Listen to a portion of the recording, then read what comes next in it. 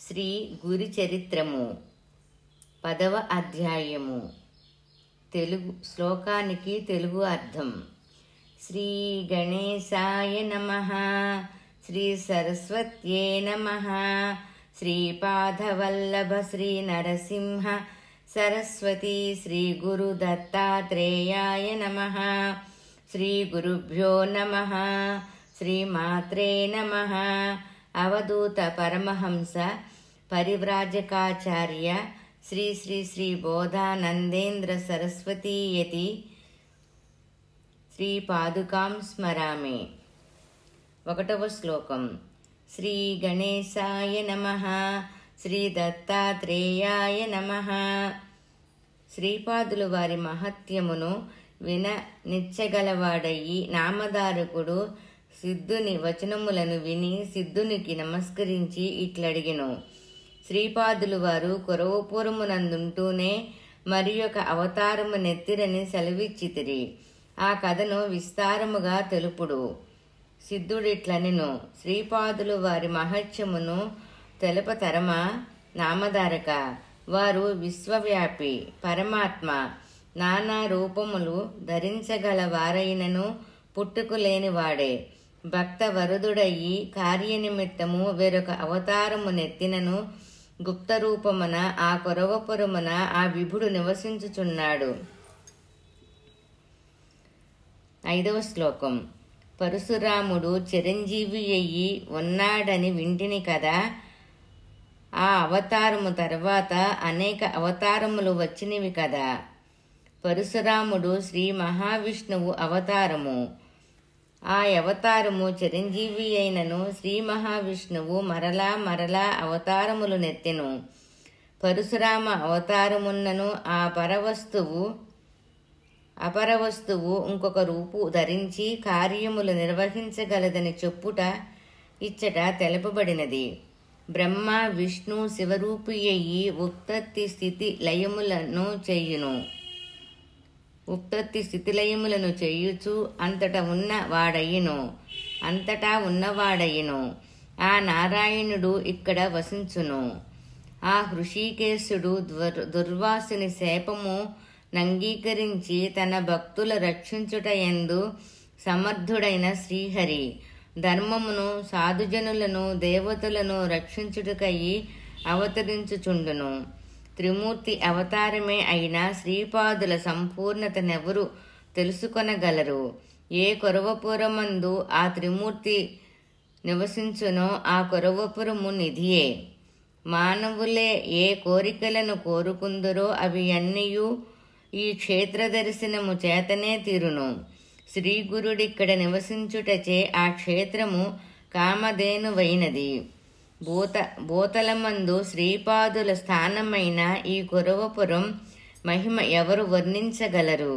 అలివి కానిదైనను నీవు గురుకృపకు ప్రీతి కూర్చువాడువైనందున ఒక నిదర్శనము తెలిపెదను. నీవు గురుభక్తి కలవాడవు. నేను నీకు అతి ప్రీతితో తెలిపెదను. భక్తి మార్గమును ప్రతీక్షించు భక్తుని ఎప్పుడునూ ఉపేక్షింపరాదు.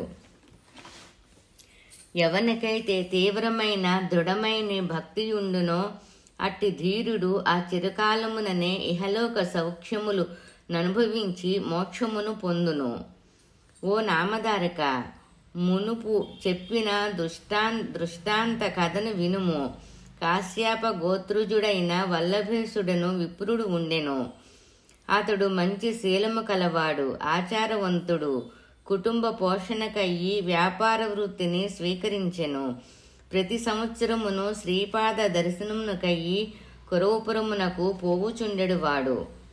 15వ శ్లోకం. ఒక పరి ఆ బ్రాహ్మణుడు వ్యాపారమునకు బయలుదేరుచు కార్యసిద్ధి అయినచో బ్రాహ్మణులకు అన్న సంతర్పణ చెయ్యవలయునని మనసున సంకల్పించెను. వ్యాపారమున అతిగా లాభము వచ్చినచో 4,000 మంది బ్రాహ్మణులకు ఇష్టమైన భోజనము పెట్టించదనని గట్టిగా సంకల్పించుకొని శ్రీపాద శ్రీవల్లభుల పాదపద్మములను సదా మనసున ధ్యానించుచు వ్యాపార నిమిత్తము బయలుదేరెను. అతడెక్కడకు వ్యాపారార్థమై వెళ్ళినో అచ్చోట అతనికి విశేష లాభము అనుకున్న దానికంటే 100 రెట్లు ధనము లభించెను. అతడు మిక్కిలి సంతోషించెను. సంతోషముతో అతడు శ్రీపాదుల చరణములే ధ్యానించుచూ ఇల్లు చేరెను. అతను అనుకున్నట్లుగా బ్రాహ్మణ భోజనమునకై కావలసిన ఏర్పాట్లు చేసెను. కావలసిన ద్రవ్యమును మూటగట్టుకొని వల్లభేసుడు కురవపురమునకు బయలుదేర ఆ విషయము నెరిగి కొందరు దొంగలు వానితో కపటమైత్రిని నటించి ఆయన వద్దనున్న ద్రవ్యమును ఆపేక్షించి వానితో కలిసి వెళ్ళిరి. ఆ రీతిగా 2-3 రోజులు విశ్వాసము నటిస్తూ ఆ దొంగలు ఆయనను అనుసరించి మహారణ్యములు కొండలు గల మార్గమధ్యమున ఎవ్వరూ నరమానవులు లేని ప్రదేశమును చేరిరి. వారతనితో మేము ప్రతి సంవత్సరము నియమంగా కురవపురమును దర్శింతుమనిరి. ఆ మాటలను వల్లభేసుడు సత్యమని నమ్మెను. ఒకరోజు నిర్మానుష్య ప్రదేశమున అతని శిరమును ఒక వాడి అయిన ఖడ్గముచే ఖండించి అతని ద్రవ్యము నెత్తుకు పోవునుండా మరణావస్థ ఎందున్న ఆ వల్లభేసుడు భస్మలిప్తుడు జటాధారియు అయిన శ్రీపాదులు వారిని స్మరించెను. అంతట శ్రీపాదులు త్రిశూలమునొక చేత వేరొక చేత ఖడ్గమును ధరించి ఆ దొంగల ఎదుట ప్రత్యక్షమయ్యి తన వాడి అయిన శూలఖడ్గములచే క్రోధపూరితుడయి ఆ చోరులను సంహరించెను. హతులు కాదగిన ఆ దొంగలలో జగన్నాథుడను వాడొకడు ఆపదలను కడబెట్టువాడైన శ్రీపాదుని సన్నిధి చేరి శరణు వేడెను. స్వామి, తెలియక వీరిని అనుసరించి వచ్చితని కాని నేను నిరపరాధిని. చోరభావముతో వీరి సాంగత్యము చెయ్యలేదు. మీరు సర్వాత్మకులు, విశ్వసాక్షులు, మీకు తెలియనిదేమి కలదు. మిమ్ము శరణు వేడుదను.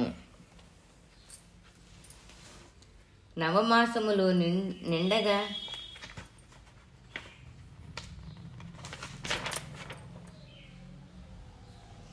మిమ్మల్ని శరణు వేడుదును. 28వ శ్లోకం. ఇది విన్న శ్రీపాదులు వానికి అభయమొసంగి ఈ జన్మమును తీసుకొని వల్లభేసుని తెగిన తలను ఈ భస్మమును తీసుకొని వల్లభేసుని తెగిన తలను మొండెమునకు సంధించి విభూతి రాయిమనరి.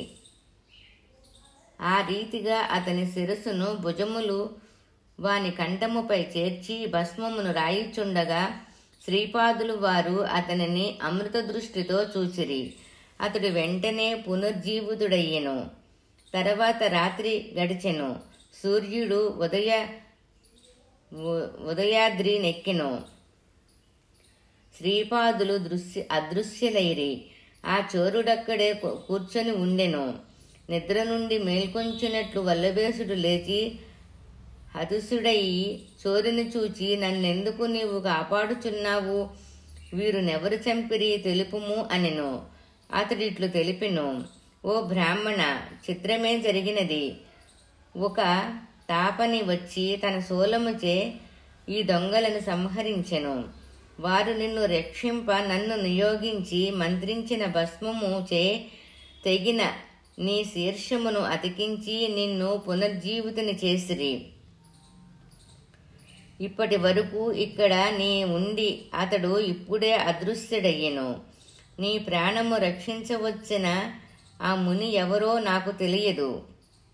వారు భస్మలిప్తులయ్యి జటాధారి అయి ఉండుట చూడ త్రిపురారియగు ఈశ్వరుని వలె తోచుచున్నది. నీవు మహాభక్తుని వలె కనపడుచున్నావు. అందువలననే ఈ తీరున కలిసి వచ్చినది. శ్రీపాదుల దర్శనము తనకు లభించినందులకయ్యి వల్లభేసుడు ఖిన్నుడయ్యి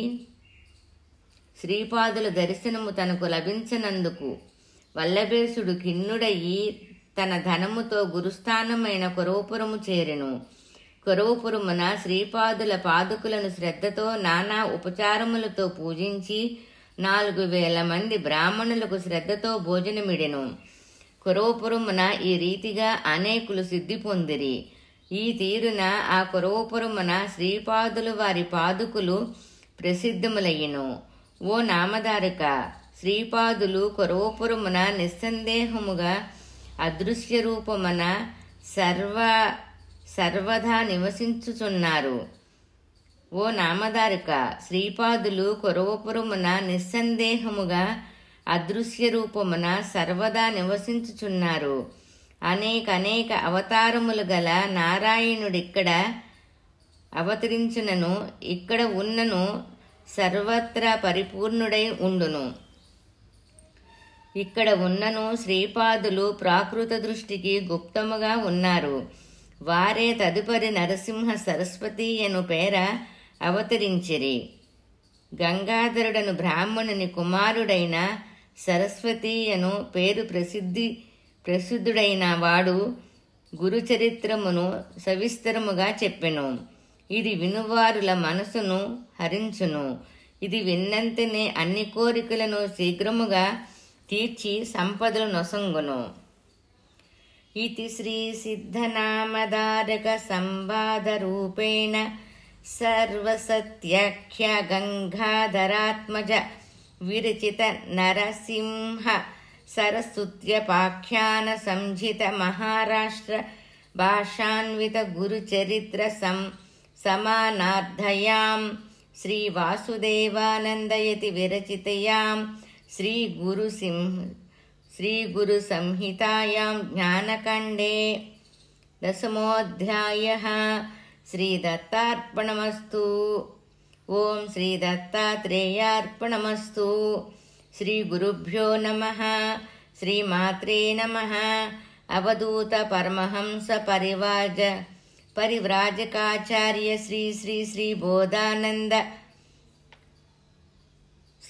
శ్రీ బోధానందేంద్ర సరస్వతీ యతి శ్రీపాదుకాం నమామి. దిగంబరా దిగంబరా శ్రీపాదవల్లభ దిగంబరా. ఓం శ్రీ సాయి తత్సత్. 10వ అధ్యాయం పారాయణ ఫలితము.